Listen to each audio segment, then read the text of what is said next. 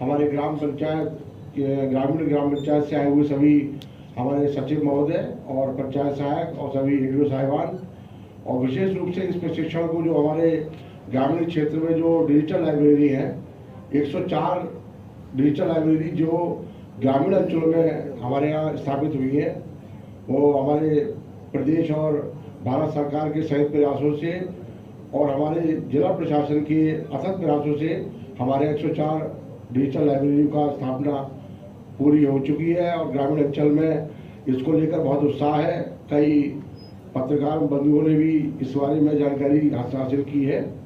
इसके लिए प्रशिक्षण के लिए चूंकि हमारे ग्रामीण अंचलों में किस तरीके से इसका एस्टेब्लिशमेंट होना है और कैसे इसका संचालन होना है, इसके उसमें हमारे इस सभागार में हमारे प्रशिक्षण के लिए डॉक्टर केसरवानी जी हैं। मैं उनसे निवेदन करूंगा, चूंकि वही आपको इसके बारे में बताएंगे, मैं उनसे निवेदन करूंगा कि वो अपने मंच पर आके स्थान ग्रहण करें। डॉक्टर केसरवानी जी। दूसरे हमारे हैं डॉक्टर मनोज राठौड़ जी, आप निदेशक हैं दीनदयाल संस्थान। आपसे भी अनुरोध है कि वो मंच पे आए और अपना स्थान ग्रहण करें। Doctor PK. दीक्षित जी हैं, आप प्रोफेसर हैं आगरा कॉलेज आगरा में। आपसे निवेदन है कि आप भी अपना मंच पे आके स्थान ग्रहण करें। श्री राहुल वर्मा जी हैं, हमारे लाइब्रेरी असिस्टेंट हैं, आपसे निवेदन है कि आप भी मंच पे आ जाएं। और श्री अमित जादौन जी असिस्टेंट, आप भी लाइब्रेरी असिस्टेंट हैं, आप भी अपना स्थान ग्रहण करें।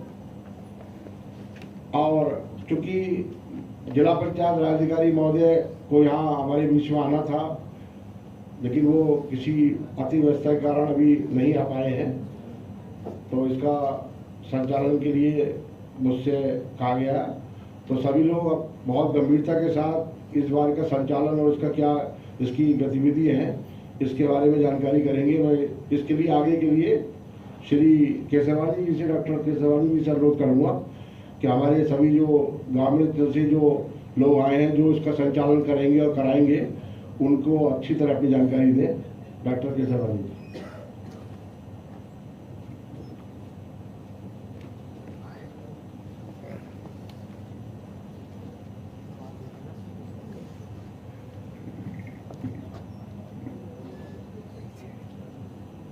सभागार मंचासीन में उपस्थित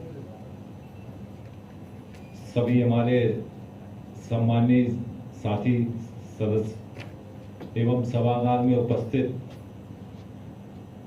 आगरा जनपद की ग्राम पंचायत डिजिटल लाइब्रेरी संचालन के प्रशिक्षण प्राप्त करने संबंधी उपस्थित पंचायत सचिव एवं सहायकों का मैं विश्वविद्यालय परिवार की ओर से हार्दिक स्वागत करता हूं। और आप लोग जिस उद्देश्य से यहाँ उपस्थित हुए हैं, तो आप लोगों के उद्देश्य के लिए मैं प्रशिक्षण देने से पहले ये जो आज हमें आप लोगों को प्रशिक्षण देने का अवसर प्राप्त हुआ है, ये हमारी परिवार की मुखिया माननीय कुलपति जी प्रोफेसर आशु रानी जी की अनुकंपा एवं निर्देशन में, और अभी तक जो आपके जो ग्रामीण अंचलों में लाइब्रेरी के संचालन संबंधी सामग्री पहुंच गई, जैसे पुस्तकें हैं, अलमीरा है, कंप्यूटर है, फर्नीचर है।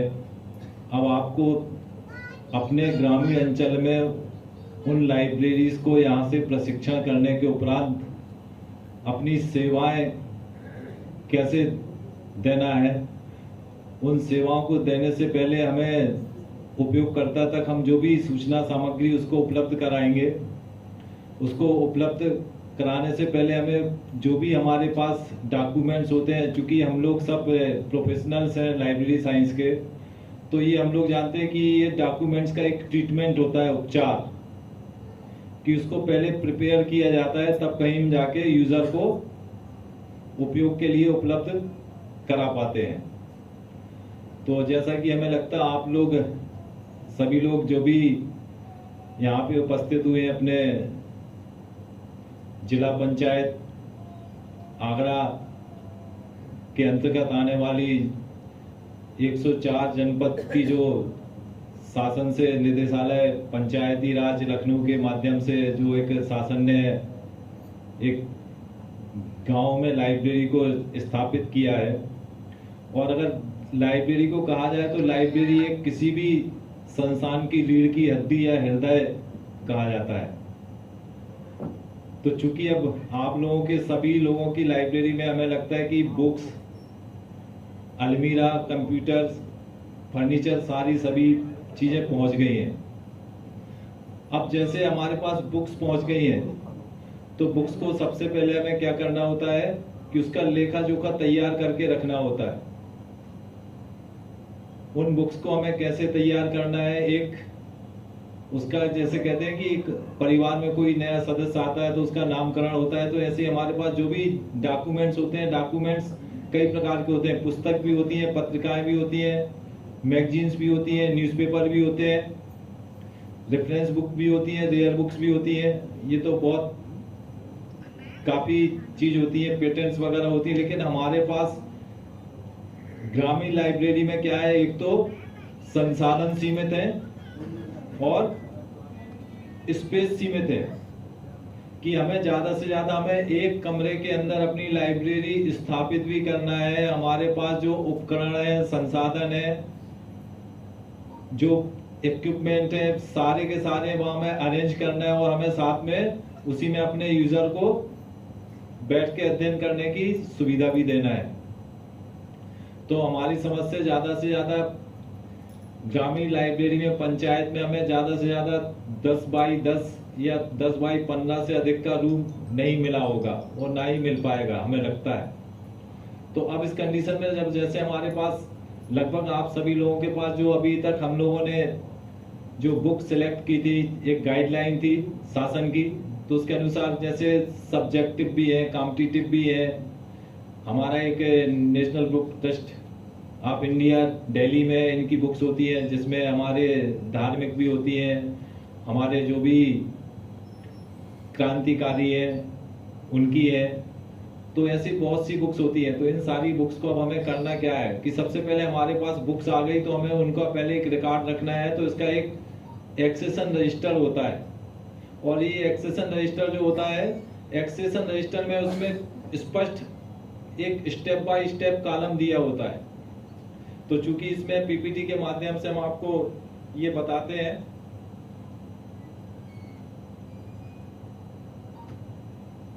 देखिए ये एक एक्सेशन रजिस्टर होता है, इसमें आपको 14 कॉलम दिख रहे हैं। ये आपको कुछ नहीं करना है, पहले जिस दिन आप जितनी भी आपके पास अभी तक बुक्स पहुंच गई हैं उनका आपको इसमें एक्सेशन करना है, मतलब उनका नामांकन करना है, पंजीकरण करना है, प्रविष्टि करना है, कुछ भी कह लीजिए आप।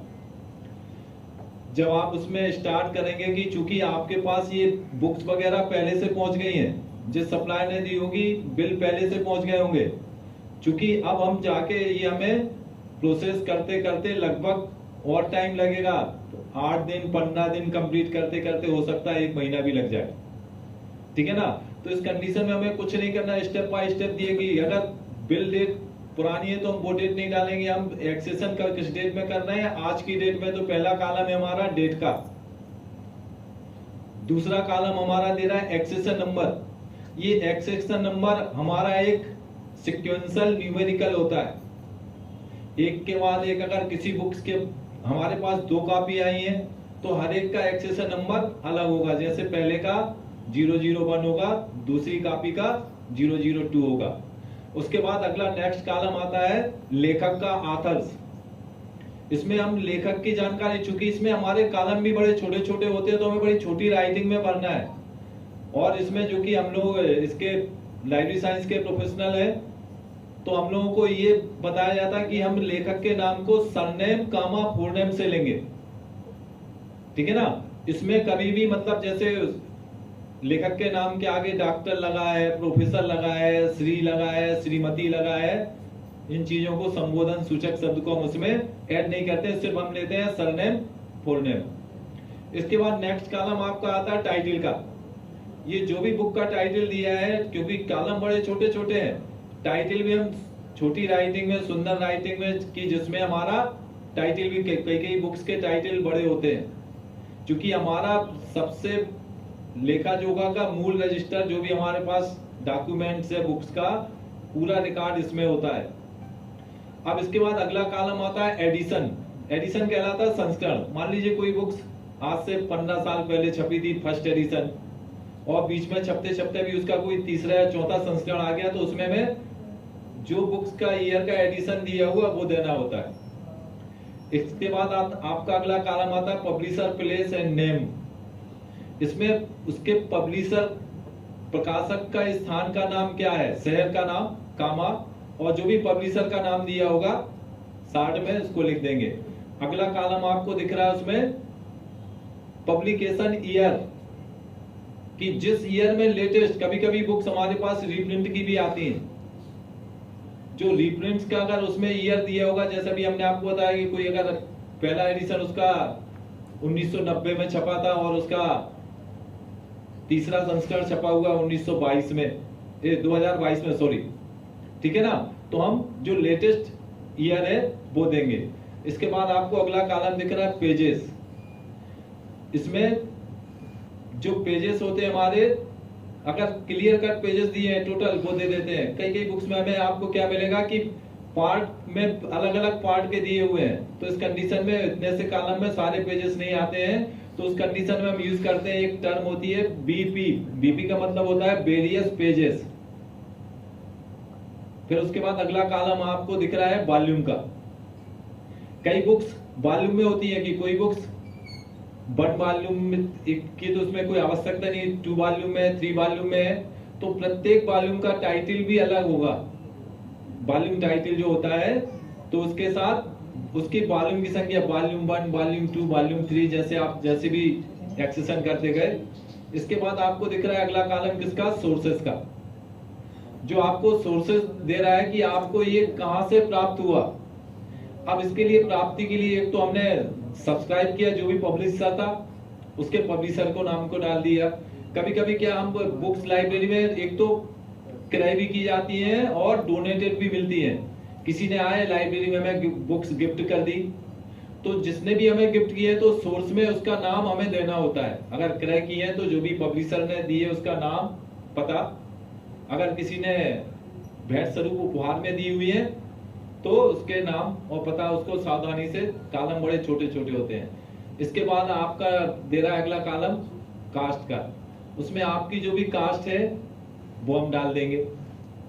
फिर अगला कॉलम दिया है इसमें कॉल नंबर का, चूंकि ये आप लोगों के बस का नहीं है, चूंकि हम लोग पढ़ते हैं कि क्लासिफिकेशन, कैटलॉगिंग, तो ये क्लास नंबर, बुक नंबर, क्योंकि लाइब्रेरी क्या है, एक विशाल विषयों का संग्रह होता है, भंडारण होता है।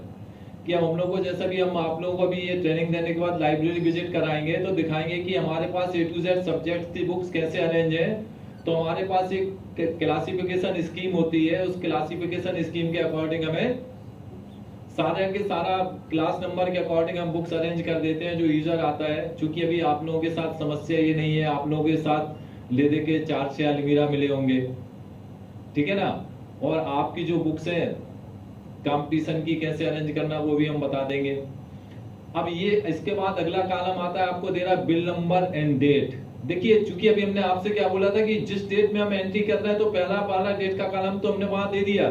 अब जो बिल नंबर और डेट दिया हुआ है, जिस डेट का बिल नंबर जिस भी सप्लायर ने दिया हुआ है, जो हमने सोर्स में मेंशन किया है, उसका बिल नंबर, इनवॉइस नंबर और जो भी उसकी डेट थी वो दे देंगे। अब इसके बाद एक अगला कॉलम दे रहा है, रिमार्क करके दे रहा है, विड्रॉवल वगैरह। क्योंकि कभी कभी क्या है कि कोई बुक्स कोई यूजर ले गया, हमसे इशू करा ले गया और उसकी बुक्स खो गई और उसने मतलब वो बुक्स रिप्लेस नहीं की, उसकी कास्ट जमा की हुई है, तो वहां पे हम विड्रॉवल में उसको करके कि ये बुक्स विड्रॉल हो चुकी है और इसका अमाउंट लेके हमारे पंचायत के अकाउंट में जमा करा दिया गया। ये हमारा एक तो प्रोसेस हो गया एक्सेशन का। अभी देखिए, आपको भी ब्लैंक दिखाया था, अभी आपको इसका एक्चुअल रजिस्टर भी दिखाएंगे ओरिजिनल, कि जैसे कि हम लोगों क्या एक्सेशनिंग कैसे होती है। इसमें देखिए, इस वाले बिल आपको दिख रहा है जैसे बिल नंबर भी दिया हुआ है उसका, तो बिल नंबर भी साथ में है और जो गिफ्टेड बुक्स है उनके गिफ्टेड के बारे में दिया हुआ है। गिफ्टेड में जिसने भी जो भी सोर्सेस से जिसने दिया है तो सोर्स वाले स्थान में उसका नाम पता हमने दे दिया। तो ये आपका पहला काम हो गया कि आपको अपनी जो लाइब्रेरी में बुक्स पहुंची हुई है उसका लेखा जोखा आपको कैसे रखना है।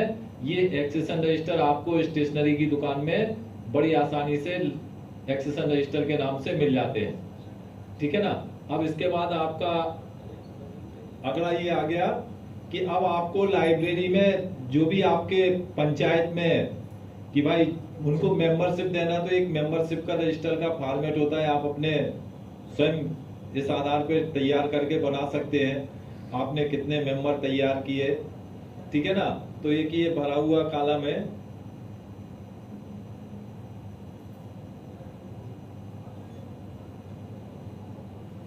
अब ये बात आती है कि आपको न्यूज़पेपर, आपके यहाँ अगर आप समाचार पत्र आ रहे हैं तो एक अपनी पंचायत लाइब्रेरी के नाम से एक फॉर्मेट बना लीजिए। जितने भी पेपर आपके यहाँ आते हैं 1 2 3 जितने भी, उनके नाम दे दिए और जो प्रेजेंट होता है प्रेजेंट डाल दिए, जो नहीं आ पाता तो उसको एब्सेंट कर दिए। और ये जो न्यूज़पेपर किन किन दिनों में न्यूज़पेपर नहीं छपते हैं कि हमारे जो राष्ट्रीय अवकाश होते हैं जैसे 15 अगस्त 26 जनवरी, ठीक है ना, जैसे ये अपना होली धुलेड़ी, इनमें न्यूज़पेपर प्रिंटिंग नहीं होते, इनका तो रहता, तो ये लेके ये आपको अगला हो गया। ये देखिए अगला जो आपको दिखा रहे हैं इसमें ये हमारे यहाँ कैसे एंट्री होती है। तो आप इसमें जितने भी न्यूज़पेपर आते हैं ये कर लेंगे। अब अगला आपको एक ये फॉर्मेट दिख रहा है। आपके अगर कोई मैगजीन्स आ रही है, पत्रिका आ रही है, जैसे मान लीजिए आपके यहाँ प्रतियोगिता दर्पण बुला रहे हैं, प्रतियोगिता दर्पण वगैरह की एंट्री हमें कैसे करना है, इसका एक ये फॉर्मेट होता है। ये सारे फॉर्मेट की आपको फोटो खिंचवा देंगे। आप लोगों का एक जो ग्रुप बना हुआ है शेयर, उसमें ये ग्रुप में शेयर कर देंगे पीपीटी।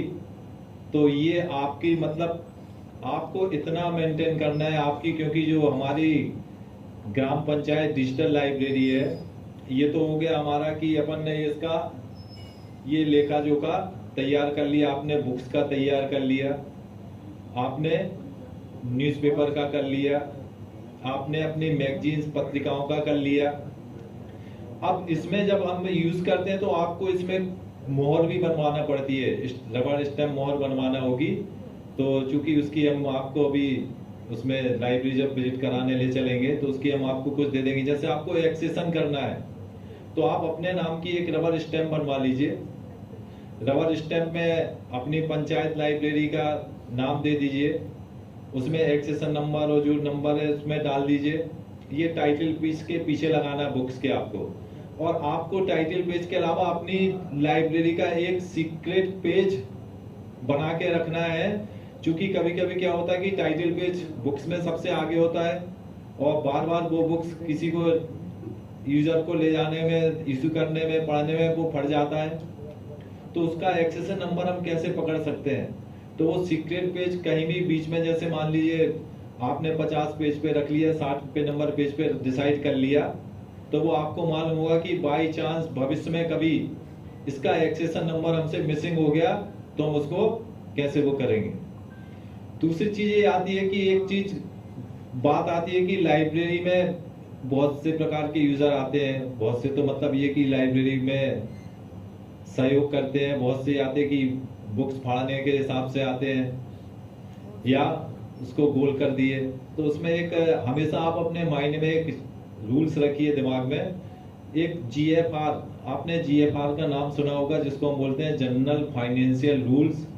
2017 में रूल्स दिया है आपको 215 कि बाई चांस अगर आपके पास से कभी ये बुक्स खो जाती हैं तो आपको हमें अपने जेब से पैसे भरने की आवश्यकता नहीं है। उसमें रूल्स कहता है कि आप पर 1000 बुक्स पे 5 बुक्स उसमें से आप राइट ऑफ करके मिसिंग में आप उसको विथड्रॉल कर सकते हैं। तो आप अपने ये दिमाग में हमेशा रखिए, क्योंकि लाइब्रेरीज में जो लाइब्रेरियंस होते हैं ना, तो बहुत सी लाइब्रेरीज में जिनको ये रूल्स की जानकारी नहीं होती तो उनको कभी कभी अपने रिटायरमेंट के समय, संस्था छोड़ने के समय अपनी जेब से पैसा भरना होता, तो ऐसी नौबत ना आए। तो ये हमेशा अपने दिमाग में ये रूल्स दिमाग में रखिए कि हमने आपको बताया रूल्स कौन सा है। GFR मतलब जनरल फाइनेंशियल रूल्स 2017 का है, और इसका रूल्स नंबर है 215। आप जाएंगे गूगल में जाएंगे तो इसकी हिंदी और अंग्रेजी में दोनों वर्जन में सारी GFR की रूल्स काफी पड़ी हुई है, ठीक है ना। तो अभी तक जैसे आप लोगों के पास जो भी ये हमारे जिला पंचायत अधिकारी आगरा के द्वारा जो भी बुक्स वगैरह फर्नीचर उपलब्ध करा दिया गया है, तो अभी तक आप लोगों ने इसमें से कोई प्रोसेस अभी स्टार्ट की है भी आप लोगों ने? किसी ने नहीं की है।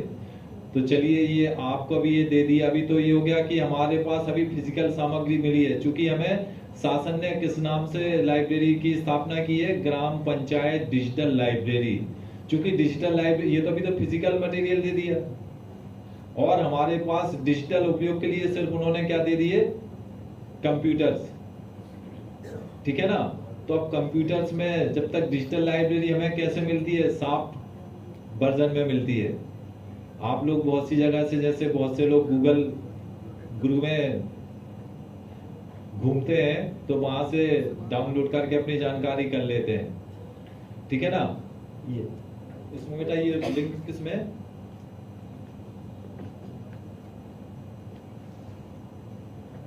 पंचायतों में आपको कंप्यूटर कितना चाहिए?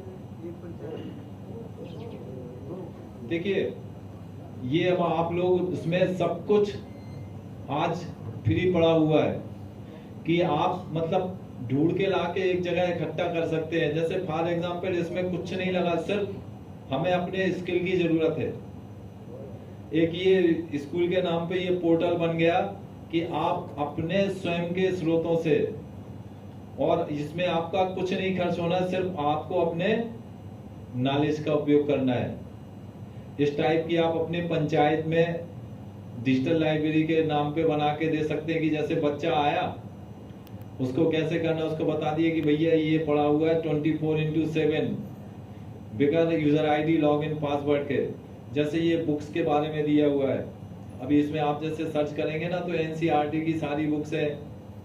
फिर उसके बाद ये क्वेश्चन पेपर है, मॉड्यूल्स 1 से लेके 12 तक। इस प्रकार की आप एक अपने स्वयं के उससे डिजाइन कर सकते हैं। blogger.com पे आप अगर जाएंगे तो उसमें सिर्फ आपकी अगर ईमेल आईडी है तो ईमेल आईडी से आप सारी जगह एक जगह अपनी जो भी लिंक्स देना है, जैसे न्यूज़पेपर मैगजीन्स देना है, ठीक है ना। कि जैसे ये अगर किसी को हमारा न्यूज़पेपर नहीं भी आ रहा, उसको पेपर पढ़ना है, ठीक है, तो ये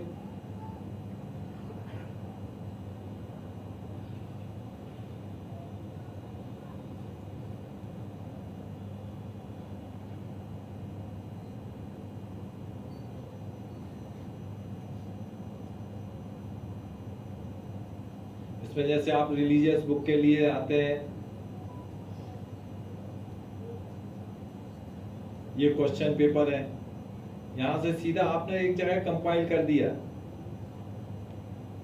ठीक है ना। आप क्लास 10, 12 जो भी सब्जेक्ट दिए हुए हैं, ये देखिए डाउनलोड हो गया।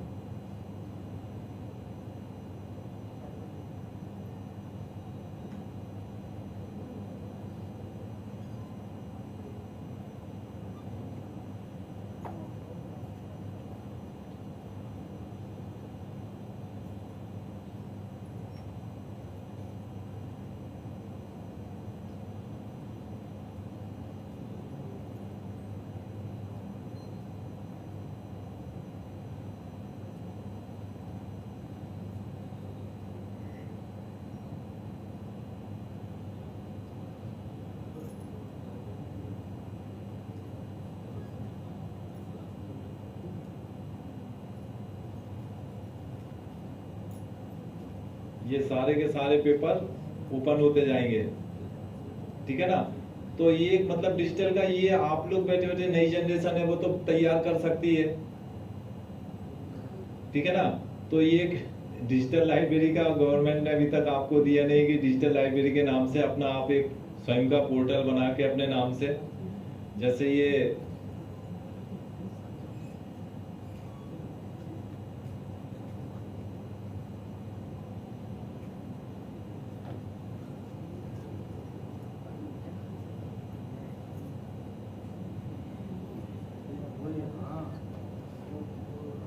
तो ये अभी तक आपको जो लाइब्रेरी जैसे सुचारू रूप से संचालन के लिए यूजर को तैयार करना है,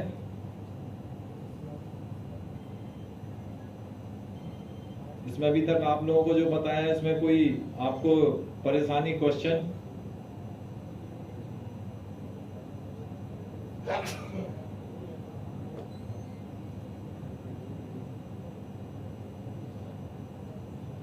किसी को कोई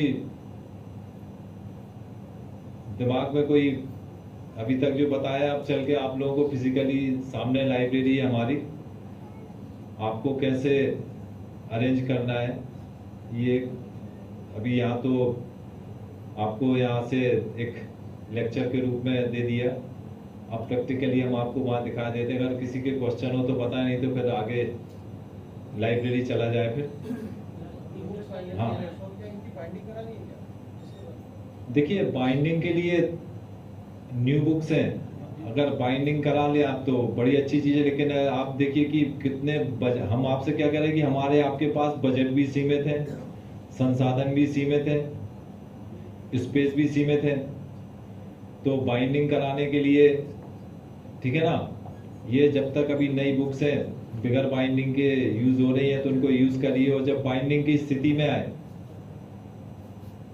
है ना, अगर बाइंडिंग करा के रख लेते हैं तो बड़ी अच्छी बात है। चूंकि अब जैसे कंपटीशन की बुक्स है, बीच बीच में परिवर्तन भी होता रहता है, उसमें संशोधन भी होता रहता है, परिवर्तित भी होती है, ठीक है ना, तो उसको बाइंडिंग कराने अच्छी बात है। अगर आपके पास पंचायत में उतना बजट है। लाइब्रेरी की संपत्ति का कोई बीमे का कुछ प्रावधान भी है? लाइब्रेरी की संपत्ति का प्रावधान, तो ये जो संपत्ति, तो ये लाइब्रेरी हमारी बुक बैंक है, इंश्योरेंस होता होगा, है ना? नहीं, हाँ वही बता रहे हैं, हमारा ये बुक बैंक है, तो आप उसको मतलब जैसे इंश्योर्ड कराएंगे तो वो जैसे इंश्योरेंस का में कैसे मिलता है, कभी आग लग गई, ठीक है ना, तब हमारे उसका इंश्योरेंस का हमें लाभ मिल पाता है। और अभी हम जैसे आपसे बात कर रहे थे ना कि चोरी चली जाती तो चोरी का हमारे इंश्योरेंस का कोई महत्व नहीं रहता। तो कितने % बताया था आपने? काय का ये जैसे मिसिंग होती है या ये आपको उसमें 1000 रुपये 5 बुक्स पर एनम, ठीक है ना। अब चूंकि सर्कुलेशन में हमारे पास तो 1000 के अंदर ही है, अभी 1000 बुक्स भी नहीं मिली हमें, आपको 1300 मिल गई, 1000 से प्लस है। 94 और 875। हाँ, तो ये आपको मतलब अगर 1000 प्लस मिल गई तो आपका मतलब ये 2000 पे आ गया आंकड़ा, 1000 प्लस पे, तो 10 बुक्स बहुत कहलाती है उसमें राहत के लिए, ठीक है ना। बस आप अपने दिमाग में जो रूल्स बता दिए अपने हमेशा दिमाग में रखिए, नोट डाउन कर लीजिए कि जिसमें कभी किसी को कोई प्रॉब्लम नहीं आए, ठीक है ना। और बोलिए। मैं ये कह रहा था कि ये जो आपने डिजिटल लाइब्रेरी को बताया है, इसके जो हमें जो प्रोवाइड कराएंगे पुस्तकें, उनका लिंक रहेगा कि इसके अलावा? नहीं, ये तो हमें फिजिकली अवेलेबल कराई गई। हमारे पास जो भी यूजर आएगा ना, वो तो उसको हम बैठ के पढ़ने के लिए, या कभी मेंबरशिप का कार्ड इसमें नहीं बताया, आपको फोटो खिंचवा देंगे, आप कैसे मेंबर्स बनाएंगे। अब क्या है कि जैसे आपके यहाँ ग्रामीण में, हमारे यहाँ क्या होगा कि बहुत से यूजर हैं जो बच्चे पढ़ने वाले हैं स्कूल में, कॉलेज में, यूनिवर्सिटी में, वो तो है ही है। साथ में जैसे ग्राम पंचायत की हमारी महिलाएं, वृद्ध हैं, वो भी आ गए पढ़ने। और एक्चुअल में क्या है कि अब आजकल जैसे गवर्नमेंट ने हमारे ये डिजिटल लाइब्रेरी तो बना दी, अब मंथली इनकी अटेंडेंस भी मंगाती है कि कितने यूजर हमारे पास पर डे आए। जैसे हम लोगों को मंथली भेजना पड़ता है किस प्रकार के यूजर आए, यूजी, पीजी, रिसर्चर और हमारे टीचर्स या अदर आउटसोर्सेज साइट से। तो इन सब का रिकॉर्ड रखने के लिए एक जो अभी हमने इसमें फॉर्मेट बताया कि हमारा जो डेली का अटेंडेंस जो लाइब्रेरी में सबसे पहले आएगा, लाइब्रेरी में एंटर करने के पहले उसमें एंट्री कराएंगे आप कि कितनी देर बैठा, कि वो आपका पर डे का रिकॉर्ड रहेगा कि पर डे यूजर ने बैठ के यूज किया। ठीक है ना। ये तो डिजिटल लाइब्रेरी का इसलिए बताया कि हमारे आपके पास कंप्यूटर है, कंप्यूटर में एक तो क्या है कि नेटवर्क की भी प्रॉब्लम होगी। हमारे पास पंचायत में कोई सर्वर भी नहीं है नेटवर्क का कि जो हो। तो हालांकि हम इतनी सर्विस प्रोवाइड करा सकते हैं कि हर एक व्यक्ति के पास पर डे के हिसाब से 2 GB 2.5 GB डेटा रहता है, तो उसके हिसाब से उसको एक बना के अगर डिजिटल लाइब्रेरी टाइप का डाल दिए। मैं चल रहा हूँ। सर एक क्वेश्चन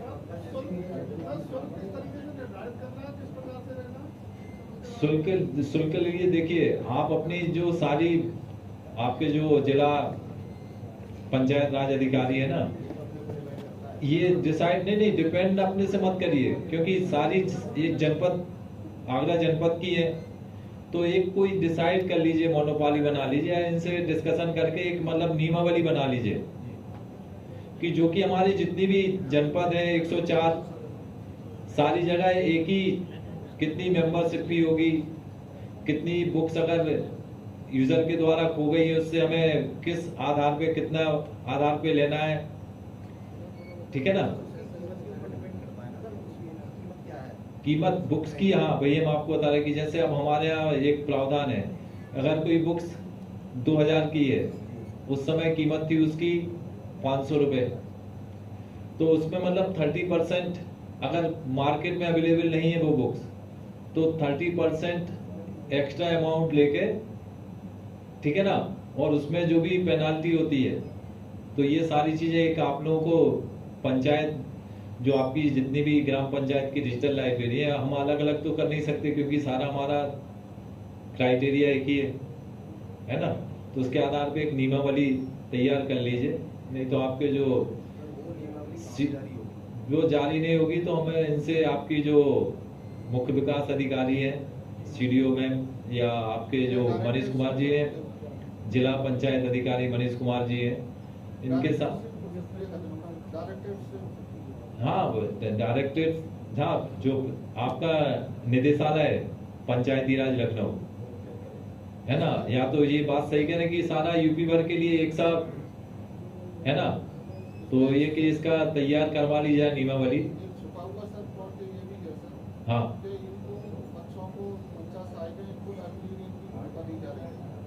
और जो अन्य सेवाएं देती हैं सचिवालय की जो पोस्टिंग है डाटा एंट्री कम ऑपरेटर की है। हाँ अब जब ये लाइब्रेरी की भूमिका भी निभाएंगे तो उसके लिए भी इनको जैसे वो जो देते हैं ना सचिवालय की भूमिका में, हाँ उनकी सेवा की जो अंश मिलता है इनका कुछ उसमें अंश होता है, जैसे 20 रुपये में 5 रुपये इनका होगा। अच्छा, तो क्या इसमें इस सेवा के प्रति उनको कुछ मिलेगा? नहीं, इसके बारे में आपको वहीं से निदेशालय पंचायती राज से ही कंफर्म करना होगा इसके मामले में। हाँ जनरल आप बात बोल रहे हैं, तो ये बात आपकी बहुत महत्वपूर्ण है और ये मतलब उसको एक क्लियर होना चाहिए, है ना। और क्वेश्चन किसी का? सर ये था कि कोई मेंबर अपने नाम पे इशू करके ले आता तो टाइम पीरियड फिक्स है कि टाइम में उसको वापस करना है? टाइम होता है 15 दिन 1 महीने जो भी डिसाइड हो जाए नियमावली में, और उसके बाद अगर लेट होते हैं तो उसमें फिर फाइन लगता है पर डे के हिसाब से पर बुक। हाँ वो रिन्यू करा सकता है लाके, अगर रिन्यू नहीं कराया बगैर रिन्यू कराया रखे रहा तो फिर फाइन लगता है उसमें, है ना। सर जो अभी क्राइटेरिया आया है वो लाइब्रेरी स्थापना का आया है, उसके संचालन का कोई ऐसा कोई रूल अभी नहीं है क्या? बाहर के लिए किताबें जा सकती है कि नहीं जा सकती?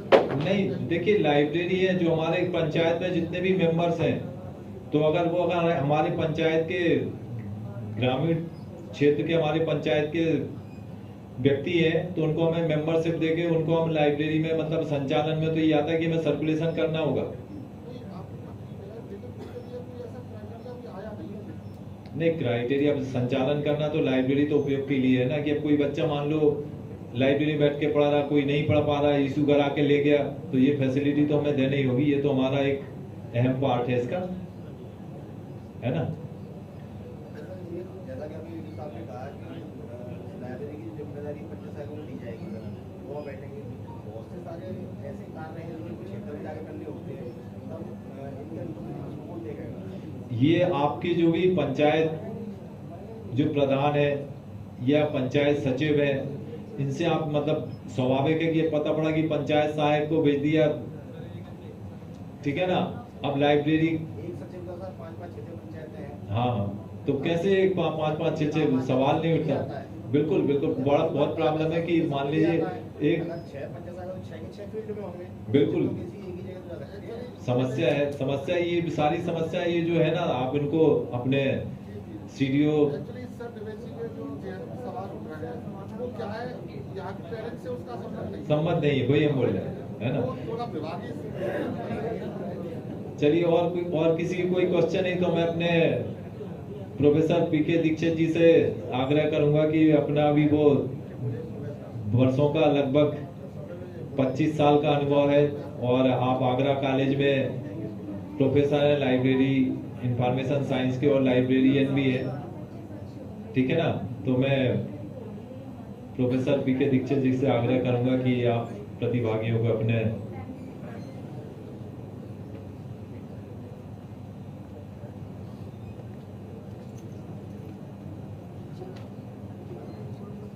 धन्यवाद डॉक्टर केशवानी जी।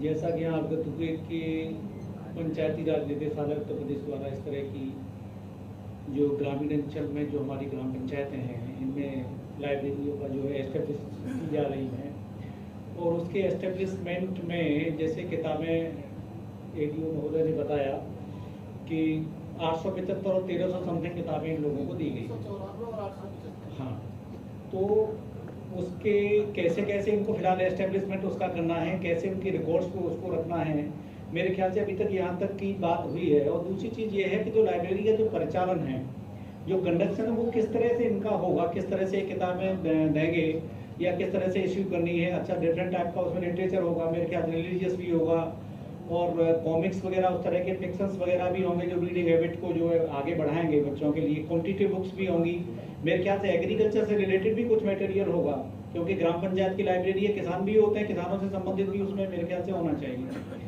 और दूसरी चीज़, क्योंकि डिजिटल लाइब्रेरी है और डिजिटल का मतलब तो ये क्योंकि टेक्नोलॉजिकल एडवांसमेंट है और जो हमारी जो इंफॉर्मेशन कम्युनिकेशन टेक्नोलॉजी है जिसका इस्तेमाल हो रहा है, उसका इस्तेमाल करते हुए जो भी यूजर्स हमारे पास आएगा, भले कोई स्टूडेंट आ रहा है, कोई किसान आ रहा है या उस तरह का है, तो हम उसका कंप्यूटर्स का इस्तेमाल करते हुए और उनको जो है ये फैसिलिटी अवेलेबल करा देंगे। और मेरे ख्याल से वहाँ पे अभी ये शायद इंटरनेट वगैरह की तो शायद कोई फैसिलिटी अभी नहीं होगी, वो अभी कोई नहीं होगी इस तरह की। अच्छा, इंटरनेट वगैरह या वाईफाई वगैरह दिया हुआ है। हाँ, तो वहाँ पे मेरे ख्याल से सब बता देंगे। बहुत सारी वेबसाइट्स ऐसी हैं जहाँ पे फ्रीली लिटरेचर अवेलेबल है, चाहे वो एग्रीकल्चर से रिलेटेड है, फिक्शन से रिलेटेड है, कॉम्पिटिशन से रिलेटेड है, तो उस तरह की आपकी सुविधाएं आपको मिल जाएंगी। हाँ, लेकिन एक जो समस्या जो निकल के आई है आपकी, दो मेरे ख्याल से केस इसमें जो क्वेरीज थी वो थी। एक तो ये है कि जैसे आपके जो ग्राम पंचायत अधिकारी हैं या सेक्रेटरीज हैं या ग्राम विकास अधिकारी हैं जिनको इसका जिम्मेदारी सौंपी गई है, तो उनके लिए इसको चलाने के लिए दिक्कत आएंगी। ये निश्चित रूप से बात सही है कि कई ग्राम पंचायतों में बड़ा क्षेत्र बड़ा होता है, कई गांव होते हैं, तो वो लाइब्रेरी को चलाएंगे या उसको देखेंगे। तो एक नंबर बात ये है। और दूसरी नंबर बात ये है कि क्या उनको इसका अलग से कोई सेपरेट मानदेय होगा, यही है ना सर, जो लोग उनको कुछ मिलना चाहिए। तो मेरे ख्याल से भी रिकरिंग ग्रांट की तो शायद कोई व्यवस्था निदेशालय से अभी हुई नहीं है कि लाइब्रेरीज को कोई रिकरिंग ग्रांट ली जाएंगी जिसमें से उस पर खर्चा। और मेरे ख्याल से सर एक काम जरूर इसमें किया जा सकता है, अपने एसोसिएशन के माध्यम से एक निदेशालय को और वहाँ का जो मंत्रालय उसको एक प्रस्ताव भिजवा दिया जाए कि हमारे यहाँ जो प्रमाण पत्रधारी जो लोग हैं, जो सीलिप जो लाइब्रेरी साइंस में होता है, उसके लोगों को ये एडजस्ट किया जाए। अगर वो एडजस्ट हो जाएंगे तो वहाँ से उससे दो फायदे होंगे, उनको भी एक एम्प्लॉयमेंट मिलेगा। दूसरी चीज़ ये लोग जो इन पर ओवरलोडिंग होगी, भाई इनको अपना डाटा एंट्री का भी काम करना है या ग्राम पंचायत के अदर काम भी करने होते हैं, तो इनको भी मुक्ति मिलेगी। और दूसरी चीज़, जैसे अब इसका मानदेय का जो मैटर है, तो वास्तव में बात सही है, अगर एक्सेस में अगर